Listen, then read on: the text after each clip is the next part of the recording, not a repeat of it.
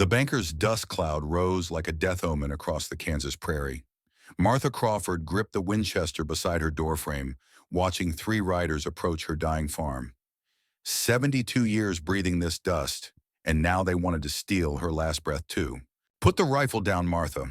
Cornelius Banks wheezed from his horse, his black suit soaking through with sweat. No need for dramatics. She didn't move. The September heat pressed down like God's own hand, but Martha's weathered fingers stayed steady on the wood stock. Behind Banks, two city men sat their horses like they were afraid the saddles might bite. Their eyes crawled over her property like ants on a carcass. Business boys. Her voice carried the rasp of prairie wind in unfiltered tobacco. Banks struggled down from his mount belly, straining his vest buttons. You know why we're here? 3 months behind Martha. The notice went out yesterday. Foreclosure papers. Young Tommy Morrison had shoved them at her like they burned his hands, then fled on his bicycle before she could speak.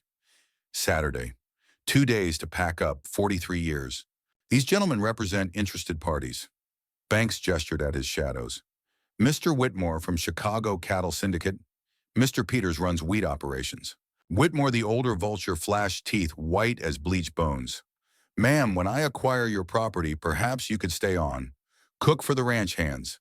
Martha's finger found the trigger guard. Not to shoot, just to feel something solid while her world crumbled. The audacity of this perfumed peacock offering her servants wages on her own land. Haven't lost it yet, she said. Banks laughed like gravel in a meat grinder. Who's bidding against Chicago money sentiment doesn't spend, Martha. Thunder without clouds, hoofbeats on hard earth. A lone rider crested the hill on a black stallion that moved like smoke given form. The stranger sat his saddle with the easy authority of someone born to it. Worn leather, faded denim, a hat that shadowed his face. But his hands on the reins, Martha knew those hands. The way they held the leather, gentle but firm, like holding something precious that might break or bolt. Gentlemen, the stranger's voice carried dust and distance. Ma'am. He touched his hat brim, and Martha's heart stuttered. Something about that gesture. The auction, he said. Saturday, 2 o'clock sharp. Banks puffed up. 800 minimum, cash only. The stranger's horse shifted, sensing tension. 800 for this much land, with water rights to Crawford Creek running through the northwest section? Martha's breath caught. Nobody called it Crawford Creek except family. The official map said Henderson Creek, but Edmund had always insisted on the old name from the original survey. You know this property. She studied his shadowed face, searching for what her heart already suspected. Spent time in these parts. Weight in those words, old pain, older love. Whitmore's mustache twitched with irritation. Serious bidding requires serious capital, friend. This isn't a poker game. The black stallion stepped toward Whitmore's mount, which shied back nervously. The prairie teaches humility to those who need it, Mr. Whitmore. Saturday should be interesting. He wheeled the stallion and vanished into the heat shimmer, leaving questions thick as dust in the air. Martha watched until the black horse disappeared, her heart pounding a rhythm she'd thought forgotten. Saturday, Martha. Banks climbed back on his suffering horse. Have your things ready. Alone again, Martha walked her boundaries in the dying light. Each step hurt not from age but from memory. The barn where Edmund taught their boy to gentle horses. The garden where she'd grown food to fill hungry bellies and preserve for lean times. The small cemetery past the apple trees where 3 tiny stones marked babies who never saw their first harvest. She stopped at the largest stone. Edmund Crawford, 1820-1875, beloved husband. Don't know what to do, Edmund. Her words fell into the evening air. I held on long as I could, but I'm tired and maybe it's time to let go. Wind stirred the cottonwoods by the creek, their creek where Edmund proposed, after a church picnic, where their son learned to swim, where life had been sweet before it turned bitter. 25 years since young Daniel rode off to California goldfields. 3 letters the first year, then nothing. A mother's heart could break only so many times before it learned to beat around the cracks. That night, Martha stood at her kitchen window lamplight, painting the darkness gold. Tomorrow would bring vultures and crowds. But tonight she was still Martha Crawford of Crawford Farm. Tonight she could pretend Daniel might still ride up that road, grown and weathered but alive, saying, Sorry I'm late, Ma. Traffic was murder in Sacramento. She allowed herself one shot of Edmund's hidden whiskey, feeling it burn away tears that wanted to fall. Outside, coyotes sang their ancient song. Inside, an old woman prepared to bury her life with the same dignity she'd buried her husband and her hope. But sometimes the prairie keeps secrets. Sometimes it gives back what it takes.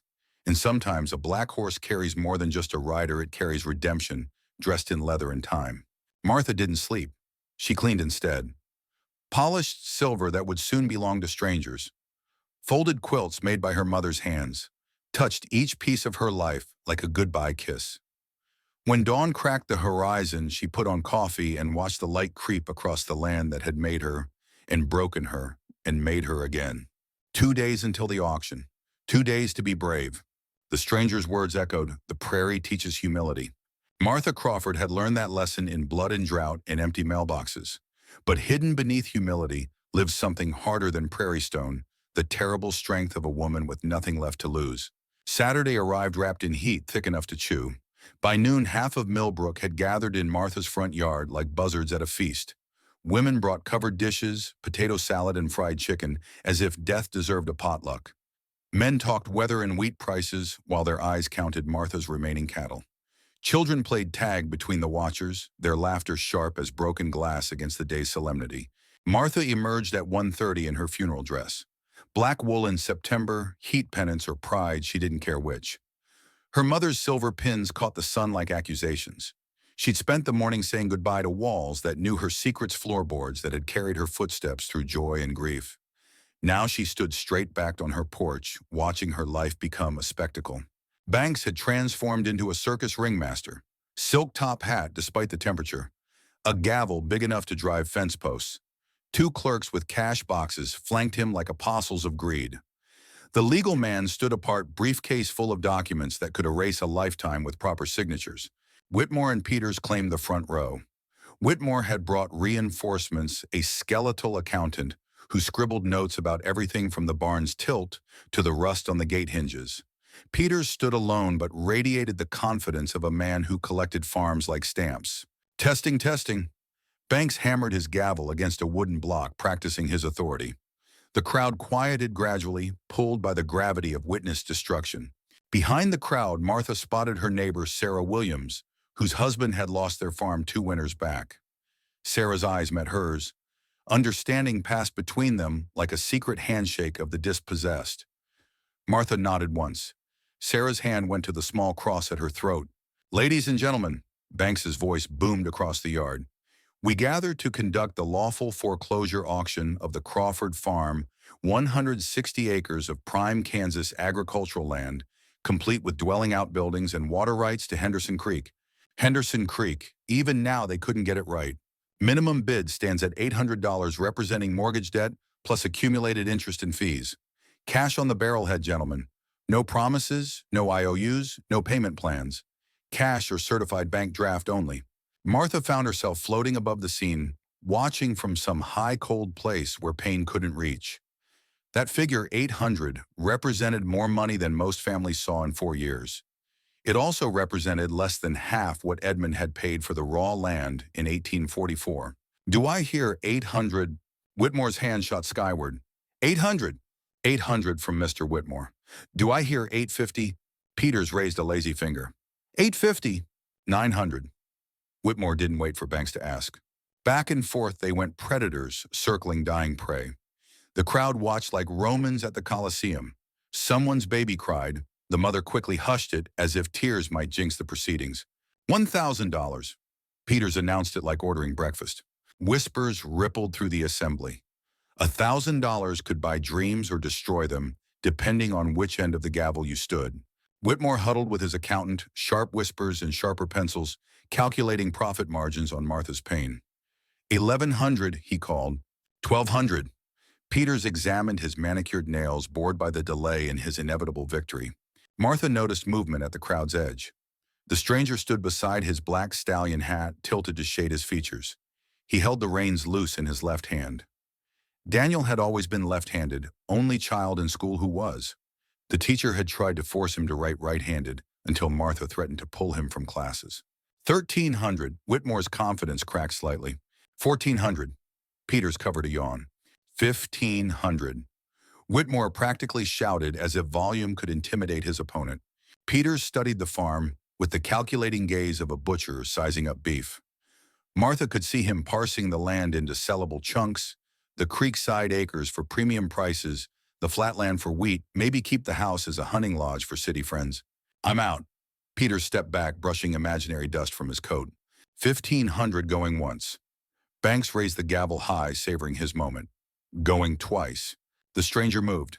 Not fast, but with purpose that parted the crowd like Moses at the Red Sea. He led the stallion with him, the horse's hooves ringing on hard earth like a countdown. $2,000. The figure hung in the air like a lightning strike, brilliant and impossible. Banks's gavel froze mid-swing. Whitmore's mouth opened and closed like a landed fish. The crowd held its collective breath. Did you say 2,000? Banks stammered. I did. The stranger stopped 10 feet from the podium. He'd removed his hat, revealing salt and pepper hair and a face carved by weather and time. But his eyes, Martha pressed a hand to her throat. Those were Edmund's eyes in Daniel's face, aged by California sun and harder lessons than gold could teach. This is preposterous. Whitmore's face flushed purple. That's 500 over. Who are you? A man with $2,000. The stranger's voice carried an edge now, steel under silk. Is my money not good enough, Mr. Banks? Your money is perfectly good. Banks practically drooled. Mr. Whitmore, do I hear 2,100? Whitmore turned to his accountant, voices rising in desperate calculation. The accountant shook his head repeatedly, pencil slashing through figures. After eternal seconds, Whitmore deflated like a punctured balloon. I withdraw. 2,000 going once. Banks's gavel rose again. Going twice. He paused, milking the drama. Sold to the gentleman for $2,000. The crack of wood on wood sounded like the world breaking open. Chaos erupted. Everyone talked at once. Who was this stranger? Where did he get that money? What did it mean? Martha gripped the porch rail as her knees turned to water. She watched the stranger count out payment gold coins and clean bills from a leather satchel, each piece placed with careful precision. Watched him sign papers with his left hand, the pen moving in familiar loops she'd seen on 3 precious letters from California. When finished, he turned toward her. Their eyes met across 25 years of silence, and Martha felt her heart remember how to hope. Ma'am, he approached slowly, hat in hand like a suitor come calling. Might we speak privately? She nodded, not trusting her voice. Together they walked toward the cottonwoods, leaving the buzzing crowd behind. Her feet found the old path without thinking, muscle memory of 10,000 walks to the swimming hole, the picnic spot, the place where children caught fireflies in mason jars. They stopped where the creek bent, where Edmund had carved their initials in a cottonwood that had grown thick enough to swallow the letters. The stranger stood silent, gathering words like a man picking up broken glass. Hello, Ma. 2 words. 25 years collapsed into 2 words. Daniel. His name came out cracked and small, a prayer she'd whispered to empty rooms and unforgiving stars. I'm sorry, he began, but she was already in his arms, sobbing like the young widow she'd been when he left, while he held her with hands that had learned gentleness the hard way. I'm sorry I stayed away so long. I'm sorry I stopped writing. I'm sorry. Hush! She pulled back to see his face, her baby grown into a man with gray in his hair and ghosts in his eyes. You're here. That's all that matters. They sat where they used to fish, and Daniel poured out 25 years like water from a broken dam. The gold that came and went. The fortunes made and lost. The woman he'd loved who died birthing their son, taking the child with her. The wandering after, looking for home in 100 towns that weren't Millbrook. Tried to write so many times. His voice caught. But I'd promised to come back rich, take care of you and Pa. When I had nothing but failure to report, I couldn't face disappointing you. Martha took his calloused hands. Gambler's hands, miner's hands, but still her boy's hands underneath. You could never disappoint me by being alive. He told her about learning of Edmund's death through hired investigators. About watching from town these past days, wrestling with whether he had the right to return after so much silence. This is your home, Martha said firmly. Always was, always will be. They talked until stars replaced the sun, filling the gaps with words and silences that said more than words. Daniel outlined his plans: modern irrigation, drought-resistant wheat equipment that could make the farm profitable again. Martha listened with joy, wrapped in sorrow. Because even as her prayers materialized before her eyes, she felt her body betraying her. The heart that skipped beats, the breath that came too short, the bone-deep exhaustion that no amount of rest could cure. She'd held on through will alone, waiting without believing. Now that her wait was over, she felt that will dissolving, like spring snow. I dreamed about you, she confessed as night deepened. Every night dreamed you'd ride up that road. Never stopped hoping, even when hope felt like stupidity. I dreamed about home. Daniel's voice carried tears he wouldn't shed. No matter how far I went or how much I made, nowhere else felt real. They returned to the house as the moon rose. Martha showed him what had changed, what had stayed the same. Edmund's reading chair, her mother's china, the height marks on the kitchen door frame, tracking Daniel's growth until age 18 when he'd thought himself too old for such nonsense. That night she made his favorite meal, chicken and dumplings, the way he'd loved as a boy. They ate at the scarred kitchen table where homework had been done and plans had been made and hearts had been broken and mended and broken again. Stay, she said simply. Forever, he promised. And Martha Crawford believed him because the prairie had taught her that some miracles take 25 years to arrive. 3 days. Martha Crawford got 3 perfect days with her son before her body decided its vigil was complete. She woke the first morning to coffee already brewing, Daniel moving quiet in the kitchen like he'd never left. They walked the property boundaries together, her showing him every change, every loss, every small victory. He listened with the patience of a man who'd learned that time was the only currency worth spending. Fence needs work, he noted, running his hand along weathered posts. Everything needs work. Martha laughed, a sound rusty from disuse. Including me. You're perfect. He squeezed her shoulder and she felt 18 again, holding her baby for the first time, amazed that her body had created something so beautiful. That afternoon, neighbors came calling. Sarah Williams first bringing a welcome home cake, and tears she didn't try to hide. Word had spread like wildfire. Martha Crawford's boy had returned, had saved the farm, had made those Chicago vultures eat crow. The prodigal son narrative polished to mythic shine in the telling. $2,000, Sarah whispered, as if speaking the amount aloud might break the spell. Where does a person find such money? Daniel served coffee in his mother's good china, charming Sarah with tales of California carefully edited for propriety. Martha watched him work the social machinery with skill learned in mining camps and merchant houses. Her wild boy transformed into a gentleman who still knew how to shoe a horse and judge coming weather by the smell of wind. Old Sam Turner stopped by with his grandson needing advice about a sick calf. Daniel diagnosed milk fever without hesitation, prescribed the treatment Martha had taught him at age 12. The grandson stared at Daniel like he was some exotic creature, the man who'd escaped Millbrook and chose to return. Most folks leave and don't look back, the boy said. Most folks don't have Martha Crawford for a mother, Daniel replied, and Martha felt her chest tighten with pride and something else, a loosening like ropes being untied one by one. The second day, Daniel rode to town for supplies. Martha insisted on coming, though the wagon ride left her breathless. They stopped at Edmund's grave first. Daniel knelt in the prairie grass, speaking soft words Martha couldn't hear and didn't need to. When he rose, his eyes were dry but changed. In town, people stared, pointed, whispered. The banker Banks approached, still dazzled by his commission.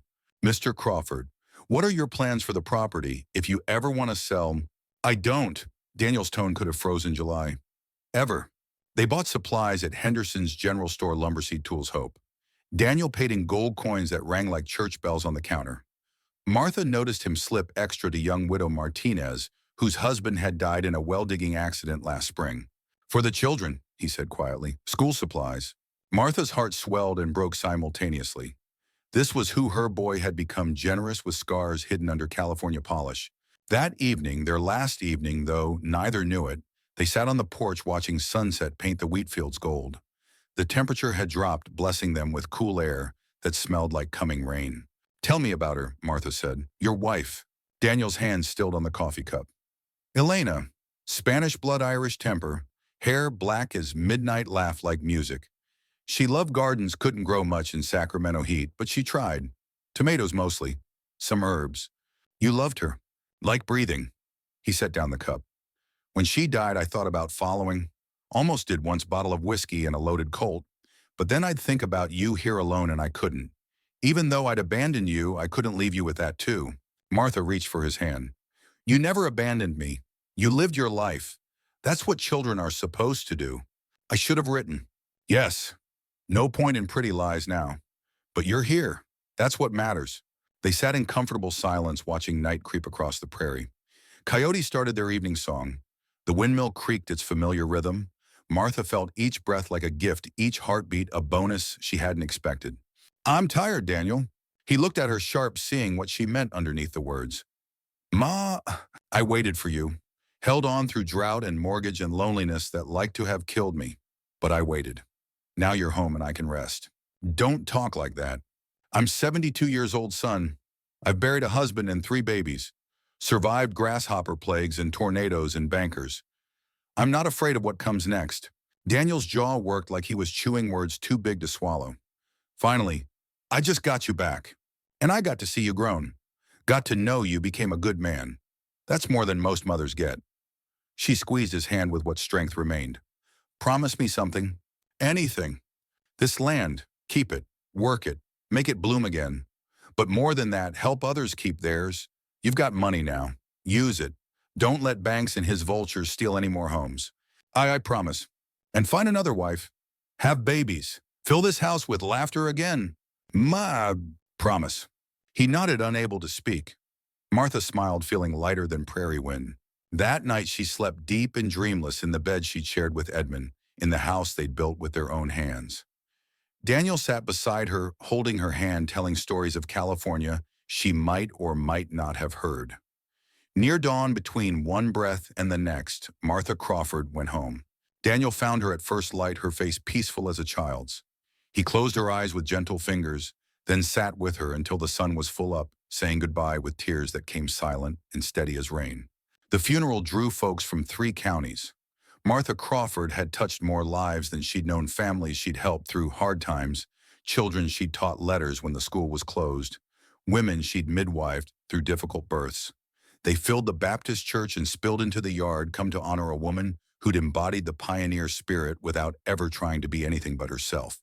Daniel buried her beside Edmund under a stone that read, "Martha Crawford, 1815-1887.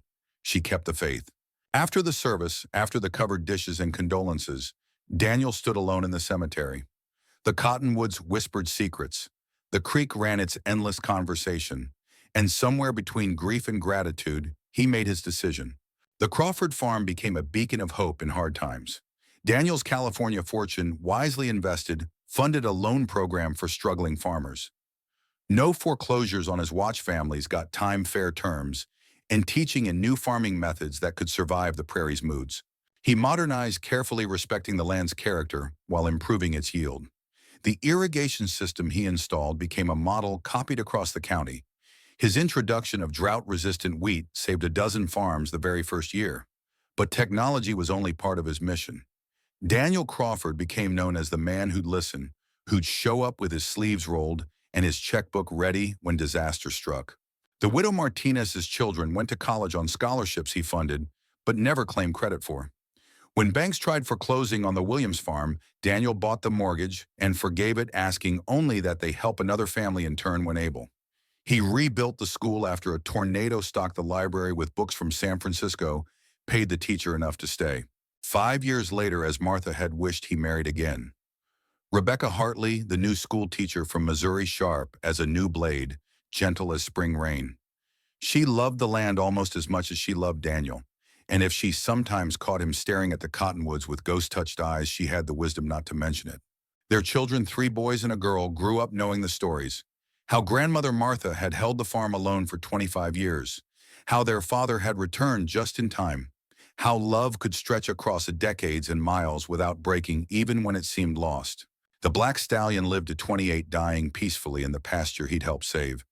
Daniel buried him on the hill overlooking the farm, marking the spot with a stone that read, "Midnight, faithful companion on the long road home." Local legend says you can still see Martha sometimes walking the creek path in her black dress, picking wildflowers for a son who always comes home. They say the cottonwoods whisper her name when the wind is right, and the prairie grass bows as she passes. But legends aside, the truth stands simpler and stronger. Love endures beyond death. Hope survives the longest drought. And sometimes a mother's faith can hold a farm, a family, and a future together through nothing but will and waiting. The Crawford farm still stands, run by Daniel's great-grandchildren now. The original house, carefully preserved, bears a plaque by the door. On this spot, Martha Crawford proved that the strongest force on the prairie isn't wind or weather, it's a mother's love. Subscribe for more powerful stories from the American frontier. Share this tale of Martha and Daniel with someone who needs to remember that it's never too late to come home. Where are you watching from? Let us know in the comments below. Every view helps us keep these important stories alive.